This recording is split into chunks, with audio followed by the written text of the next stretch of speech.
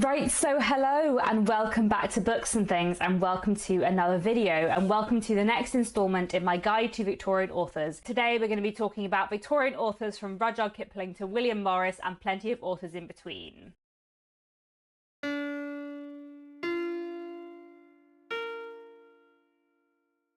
So we're going to get to Rudyard Kipling in a second, but before we do, we're going to start off with Henry Arthur Jones. Henry Arthur Jones was a playwright from Buckinghamshire. He was born in 1851 and died in 1929, and he wrote a lot of plays, the majority of them during the Victorian period, some of them in the early 20th century. He also wrote some essays, some about education, some about patriotism. He was in general quite conservative and often came into conflict with more left-wing playwrights such as George Bernard Shaw. And in fact, Oscar Wilde was not impressed by Henry Arthur Jones either. He once said, "There are 3 rules for writing plays. The first rule is not to write like Henry Arthur Jones. The second and third rules are the same." What an almighty put down. Having said that, I actually really enjoyed the one play by Henry Arthur Jones that I've read, and that is The Case of Rebellious Susan. The Case of Rebellious Susan is an interesting novel about a woman who finds out that her husband has been having an affair, and all her friends tell her that she's just got to forgive him and carry on, and she says, "No, he's had an affair, I'm going to go and have an affair," and then she does that. I really liked The Case of Rebellious Susan, and I thought it was quite like subversive,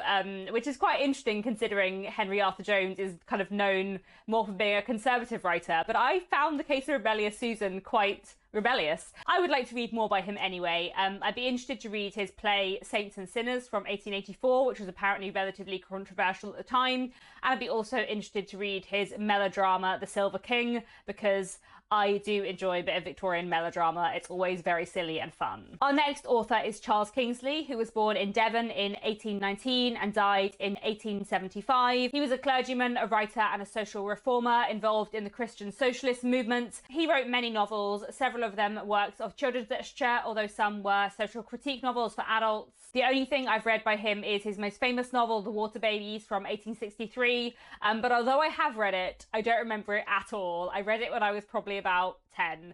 In fact, maybe The Water Babies is the first Victorian novel I ever read. I definitely read it before Jane Eyre, which is usually what I say is the first Victorian novel I ever read, because that was the Victorian novel that got me into reading. But I probably did read some Victorian children's classics before that point, and I definitely read The Water Babies as a child. So maybe the first Victorian novel I actually read was The Water Babies. I believe it's about a young boy who is a chimney sweep, and after his death he becomes a water baby and lives a new life in the water. I would be kind of interested to reread it sometime, and I'd also quite like to read one of his other famous books, Westward Ho from 1855. The next author I want to talk to you about is Rudyard Kipling. He was born in 1865 and died in 1936. He was a poet, a novelist and a short story writer, writing both for adults and children. He was born in India to British parents, then sent to Britain to be educated, and then returned to India in his late teens before eventually settling in Britain later in his 20s. He was a hugely popular author in the late 19th and early 20th century,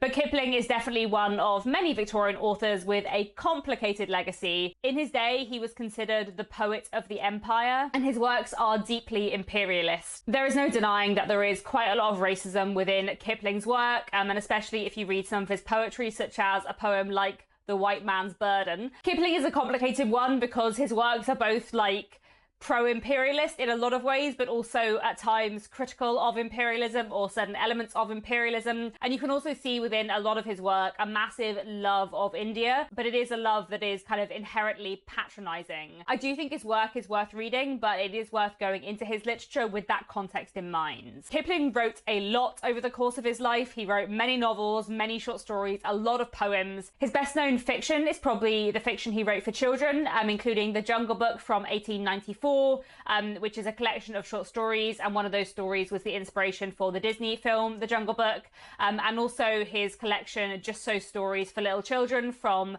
1902, so just after the Victorian period. That was very popular through a lot of the 20th century. So I've read a few bits and pieces of Kipling's work. I've read 2 of his novels for adults, The Light That Failed from 1891 and Kim from 1901. I've also read The Jungle Book, and I've read quite a few different short stories, specifically The Gate of 100 Sorrows, The Mark of the Beast, The Man Who Would Be King, and various other bits and pieces. I would say that of the Kipling I've read, The Mark of the Beast is a really interesting short story, and that is one of those short stories where you also see a mingling of imperialism and a critique of imperialism that's sort of all bound up together in a complicated way. And I also think that Kim is a really, really interesting novel. I should say both Kim and The Mark of the Beast are mostly about British characters in India. As I said, go into it with the context in mind, expect to find some racist attitude, both within the narrative and from various characters, but I do think it is a fascinating book, and if you're interested in the history of Britain and India, then Kim is really worth reading. Next up is Emily Lawless, who sometimes also wrote under her pen name Edith Lytton. She was born in 1845 and died in 1913. She was a novelist, a historian, and a poet. She was from Ireland, from an upper-class Protestant background, but after her father's death, she relied financially on the income from her writing. She wrote 19 books, many of which were fiction, but some were also non-fiction, including her History of Ireland and her book on author Maria Edgeworth. I haven't read anything by her yet, but I've heard really good things about Grania, the Story of an Island from 1892, which is the story of a fisherman's daughter on an island off the coast of Galway. I've heard really good things about that one, so I definitely want to read it at some point. The next author I want to tell you about is the wonderful J. Sheridan Le Fanu. I am a massive Le Fanu fan. I think he is fantastic. Joseph Sheridan Le Fanu was born in 1814 and died in 1873. He was an Irish writer of gothic fiction, ghost stories, mystery novels, sensation fiction, and he is very underrated and very, very good. So, J. Sheridan Le Fanu was born in Dublin and spent a lot of his life there. He studied law at Trinity College Dublin, but he was never a practicing lawyer, instead choosing to focus on journalism and writing. He had quite a few interesting literary relations. So he was the great nephew of playwright Richard Brinsley Sheridan, and he was also the uncle of Rhoda Broughton, who we spoke about earlier in the week. I believe Le Fanu wrote 14 novels as well as many shorter works. As I said, he wrote in a lot of different genres. Even if I just look at the books that I've read by him, I've read The House by the Churchyard from 1863, which is a really compelling historical novel. I've read Uncle Silas from 1864, which is a wonderful sort of horror mystery novel featuring what we think is one of the first locked room mysteries in literature. I've also read Wilder's Hand from 1864, which is a massively fun sensation novel. I've read Carmilla from 1872, his surprisingly gay vampiric novella, and I've also read his short story Green Tea, which is a ghost story from 1872. I have loved everything that I've read by Sheridan Le Fanu so far. I think he is such a talented writer, and I think I probably want to read everything by him at some point. Top of my list would probably be his sensation novel Guy Deverell from 1865, and I'm also really keen to read the rest of his collection In a Glass Darkly. This was a collection of sort of gothic supernatural spooky stories from 1872, and Carmilla and Green Tea were both in that collection, but I haven't read the other three stories and I really want to at some point soon. I would say that Camilla or Uncle Silas are probably the best places to start with Sheridan Le Fanu. If you want something more vampiric, go for Camilla, and if you want something that kind of combines like a coming of age story with lots of sinister stuff, then Uncle Silas is the way to go. It is fantastic. The next author I want to mention is a poet, and that is Edward Lear. He was born in 1812 and died in 1888, and as well as being a poet, he was an artist and a musician. He grew up in England, although he later moved around a lot, living in various places in Greece and Italy, and also travelling to Egypt and India. Edward Lear was chronically ill with epilepsy and various other physical health conditions, as well as struggling with his mental health throughout his life.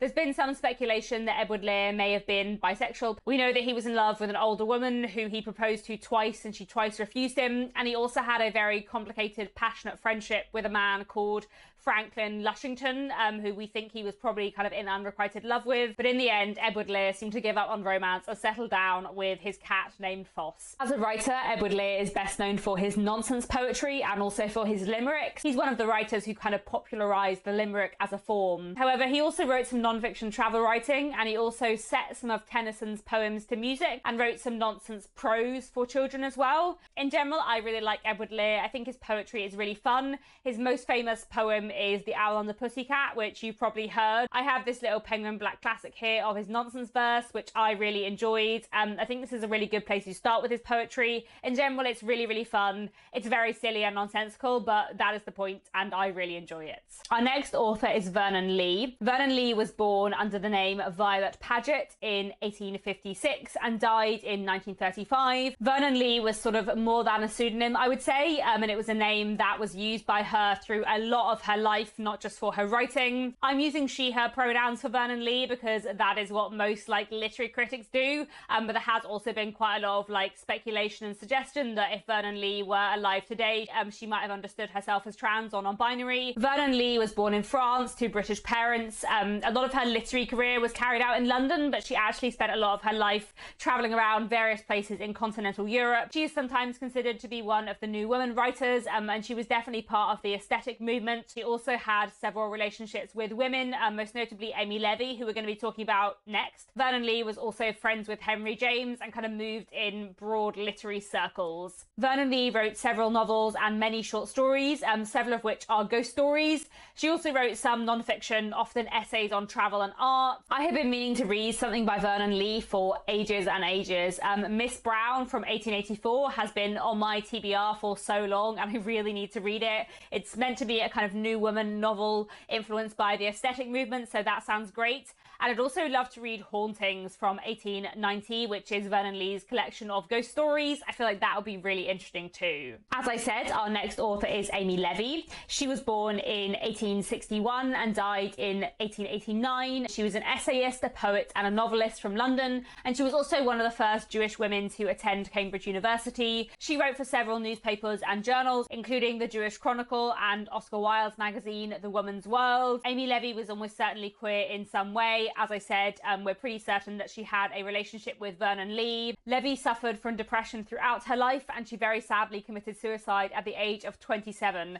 But in her very short life, she produced some amazing work. So I've read all three of her novels. Reuben Sachs from 1888, which is about domestic life within the Jewish community in London. I've also read her novel, The Romance of a Shop from 1888, which is my favourite of her books. I think this is fantastic. This is a New Woman novel about a group of sisters who set up a photography studio. I think it's really, really wonderful, very short, a really good place to start with Amy Levy. And then her other novel is Miss Meredith from 1889, which is kind of like a Jane Eyre Villette retelling, but sort of gently mocking those books. I really enjoyed Miss Meredith, but I don't think it's as interesting a book as either Reuben Sachs or The Romance of a Shop. I've also read some of Amy Levy's poetry, and I really want to read more because I really like what I've read by her. So I'd be interested to read all three of her books of poetry: Xantippe and Other Verse, A Minor Poet and Other Verse, and A London Plane Tree and Other Verse. I want to read all of those collections at some point soon. The next writer on my list is George Henry Lewes. He was born in 1817 and died in 1878. He was a non-fiction writer, critic and philosopher from London, although he is definitely most famous for being the partner of George Eliot. He and George Eliot lived together unmarried for the best part of 3 decades after he separated from his wife, who had been having a relationship with someone else. George Henry Lewes wrote reviews of both books and theatre shows for many journals and magazines. He also founded his own journal, The Fortnightly Review. He did also write 2 novels, but he was mostly a non-fiction writer. He wrote a biography of Robespierre, which is one of his most famous books. He also wrote several books about culture, philosophy, science and psychology as well. I think I've read bits and pieces of his non-fiction, sort of extracts in anthologies and that kind of thing, but I would be quite interested to read some of his novels. Ranthorpe from 1847 and Rose, Blanche and Violet from 1848. As far as I can see, he wrote 2 novels and then decided novels weren't for him and went on with his non-fiction, so maybe they're not going to be any good, but I would be kind of interested to give them a try. The next author I want to tell you about is Eliza Lynn Linton. She was born in 1822 and died in 1898, and she was a novelist and journalist from Cumbria, and she was actually the first British woman to be a salaried journalist, so that's kind of cool. But apparently she was also very anti-feminist and wrote a lot about how she didn't like what we often call the New Woman movement, so that's less cool. She was also a protege of William Harrison Ainsworth, and my literary opinion of William Harrison Ainsworth is not very high, so that's also making me less excited to read Eliza Lynn Linton, but there we go. In 1896, she became one of the first women to be elected to the Society of Authors, and she was the first woman to serve on the Society's committee. If you don't know about the Society of Authors, it is an important organisation, basically an authors' trade union that was founded in 1884 and is still going today. I'm a member of the Society of Authors. She wrote a good sort of 20 plus novels during during her lifetime, along with some short stories and non-fiction. As I said, she's not super high up on my list. There are so many more Victorian authors I want to get to, but I would be interested to read her sensation novel Sowing the Wind from 1867, which apparently has themes of inheritance, concealed identity and domestic violence, and in general I'm very interested in sensation fiction, so that is one I would like to get to at some point. Our next writer is George MacDonald, who was a Scottish clergyman and author, born in 1824 and he died in 1905. He wrote both for children and adults, and he's considered sort of one of the grandfathers of the fantasy genre, I suppose. He was also a very big influence on Lewis Carroll, who he kind of mentored. He read Alice's Adventures in Wonderland before Lewis Carroll ever sent it off to publishers. George MacDonald wrote fairy tales, fantasy novels, realist fiction, and much more, and he wrote a lot of books. I have only read one of his novels, and a slightly random one at that. I have read Alec Forbes of Howglen from 1865, which is one of his realist works, a coming-of-age story which I thoroughly enjoyed. I thought Alex Forbes was really great, a really strong coming-of-age story. There is quite a lot of Scottish dialect in, so if that is something that you struggle with, do be aware of that going into the book. There's quite a lot of George MacDonald that I want to read. I'm especially interested in reading some of his fantasy works and his fairy tales. I'd like to read Fantasies from 1858, which is a fantasy novel for adults, and then I also would like to read some of his children's literature, including his fairy tale The Princess and the Goblin from 1872 and At the Back of the North Wind from 1871, which I hear really great things about. Next on the list we have another well-known children's writer, and that is Captain Frederick Marryat. He was born in 1792 and died in 1848. He was born in London, and as well as being a writer for both children and adults, he was also a captain in the Navy. I believe he wrote around 25 books. He's another one of those Victorian authors with a complicated legacy and a lot of unpleasant views. He was against the abolition of the slave trade. He is best known for his classic children's novel The Children of the New Forest from 1847, which is a work of historical fiction set during the English Civil War about a group of siblings who have to fend for themselves. I didn't love The Children of the New Forest. I wouldn't especially recommend it, but I am kind of interested to read something more by Frederick Marryat, especially some of his books that deal with sort of life in the Navy, because I feel like that would be quite historically interesting. So I'd be interested to read one of his novels that's quite well known, Mr. Shipman Easy. That came out in 1836, so just before the Victorian period, but is meant to be a semi-autobiographical novel about his time at sea. And I would also quite like to read The Phantom Ship from 1839, which is a gothic ghost story about a phantom ship, which does sound kind of interesting. The next author I want to talk about is actually Captain Marryat's daughter, Florence Marryat. She was born in 1833 and died in 1899. As well as being a writer, she was also an actor, and in fact she worked alongside George Grossmith, who we spoke about yesterday, I think. She performed in comic operas and also had her own one-woman show. She also wrote a lot of novels, chiefly sensation fiction. She had quite an interesting life. She mostly lived in Britain, but she spent 7 years in India, where her husband was stationed with the army. She later left her husband, who divorced her on the grounds of adultery, and then she married someone else who she then also divorced quite quickly. So she was married and divorced twice, which would have been quite rare and scandalous for a woman in the Victorian period. She was also active within the Society of Authors, and she wrote a lot. I believe she published 68 novels during her lifetime, as well as various bits of non-fiction. I have yet to read anything by Florence Marryat, but I would really like to read some of her work.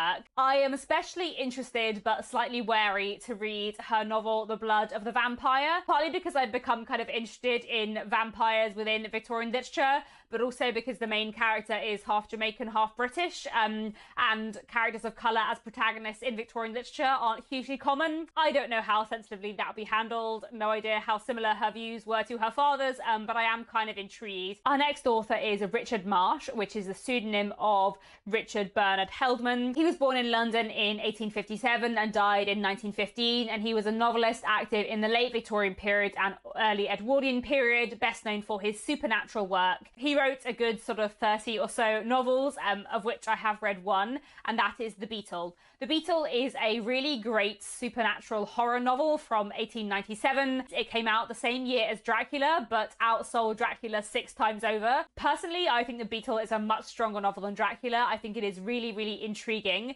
It is also the novel that inspired the film The Mummy. Quite loosely inspired, I think, but it did inspire it. I do think it's worth going into The Beetle knowing that there is a kind of xenophobic strain in it, as there is in Dracula indeed. You know, this idea of this sort of supernatural, mysterious force coming from outside of England and corrupting England. That trope within late Victorian horror is very much bound up with xenophobic thought. So I think that's worth being aware of going into The Beetle, but I do really think it's worth a read. I would like to read some more by Richard Marsh. I'm kind of curious about The Goddess, a Demon from 1900, although I think it's meant to be a bit of a like anti-New Woman novel, so I think I'll probably hate it, but I feel like I'll probably hate it in an interesting way, so maybe I need to give that a go. Our next author is Harriet Martineau. She was born in 1802 and died in 1876, and she was a sociologist and writer from Norfolk. From the 1820s, she supported herself and a lot of her family through her writing. She's known for her domestic realism and for exploring sociological themes through her fiction. She also wrote quite a lot of non-fiction, including books about behaviour and education, and some books campaigning for the abolition of slavery after her travels to America. I have read one book by her, Deerbrook, from 1839, which I just absolutely loved, and I definitely need to read some more by her. Deerbrook is a fantastic work of social realism about two sisters moving to a new town and all this kind of gossip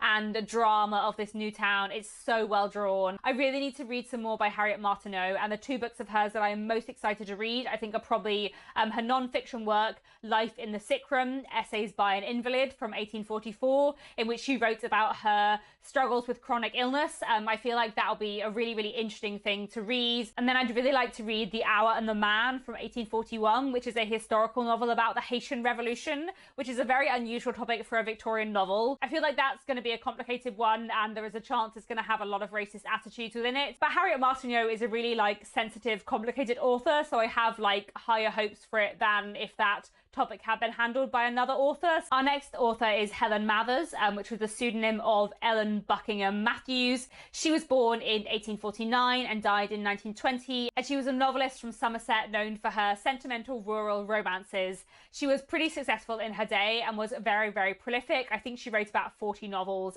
although she's pretty forgotten now. I have yet to read anything by her, but I'm quite keen to read her novel from 1885, Murder or Manslaughter, because it's just such a sensational title.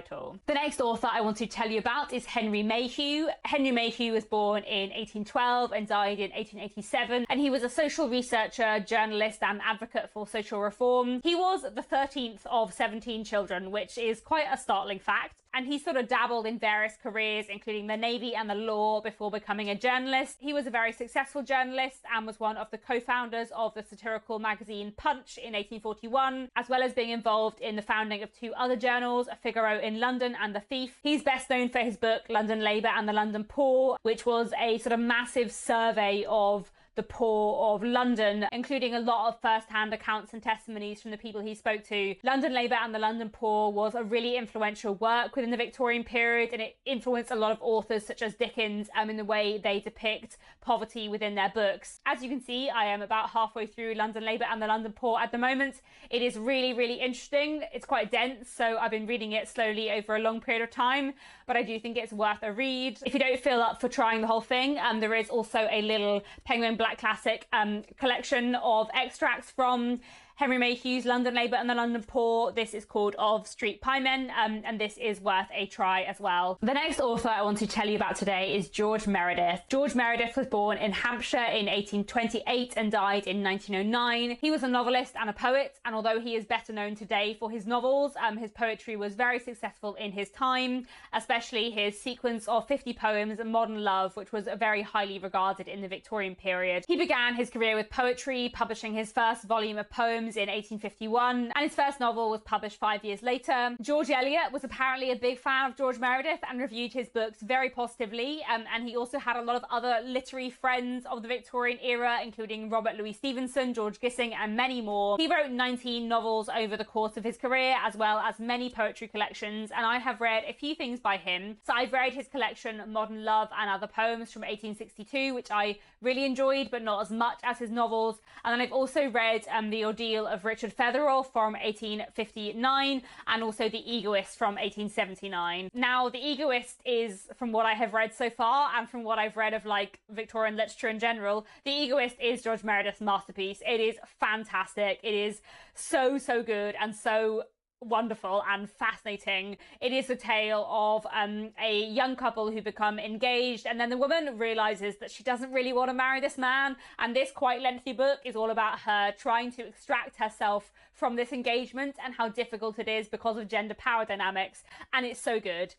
Saying that, it is one of the most difficult Victorian books I've read. It is really inaccessible, really impenetrable, quite hard to read.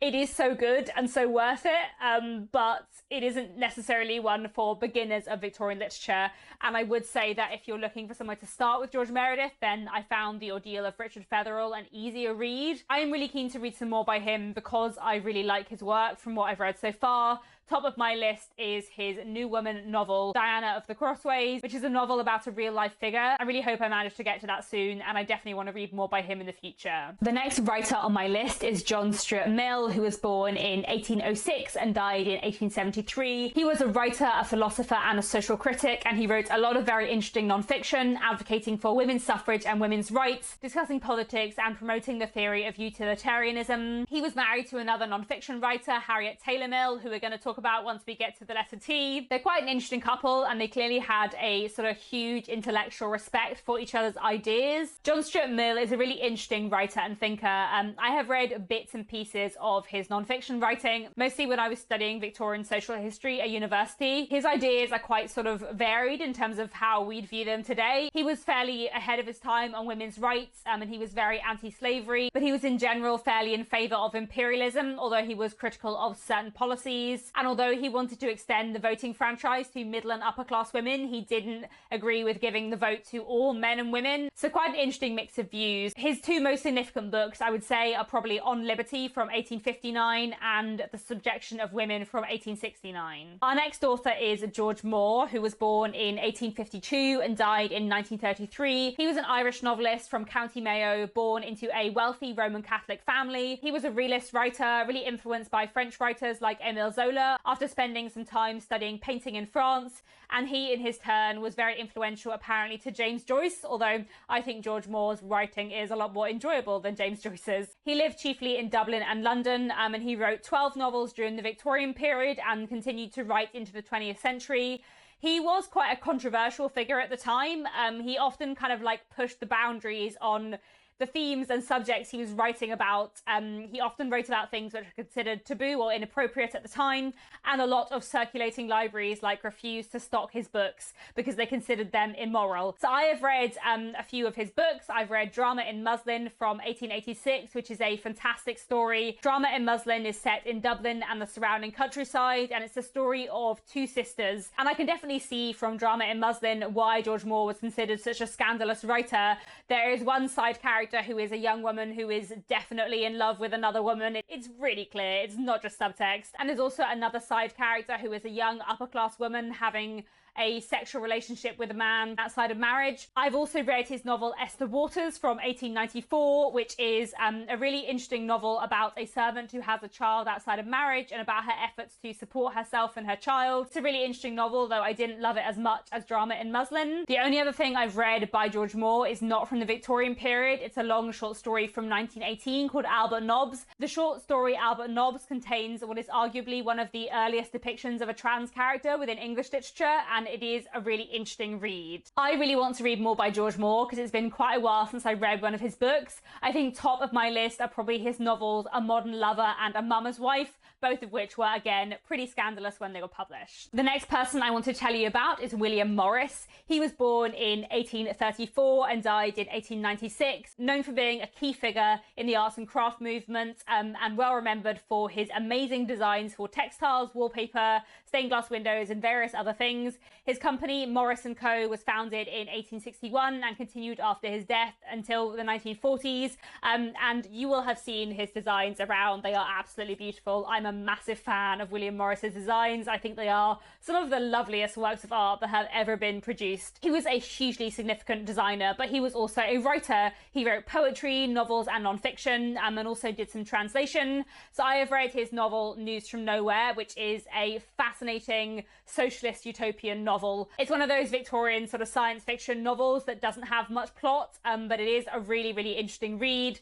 I have also read some of his poetry, which I really enjoyed, and bits and pieces of his non-fiction. Top of my list to read next by William Morris is probably his fantasy novel The Wood Beyond the World from 1894, which is meant to be really interesting. And then finally, the last author I want to tell you about in this video is Arthur Morrison. He was born in 1863 and died in 1945, and he's an author I haven't yet read anything by, but who I'm really fascinated to explore. He's known for his novels about working class life in the East End of London, and in some ways he sounds a bit George Gissing-esque, but he also wrote a lot of detective stories. He wrote 16 books over his life, some published in the Victorian period, some after. He was also a collector of Japanese art and wrote some non-fiction work about that. I think his best known book is probably A Child of Jago from 1896. I believe that's one of his sort of social critique novels, but I really want to read some of his detective fiction too. I believe he created kind of two really interesting detective figures, Martin Hewitt and Horace Dorrington.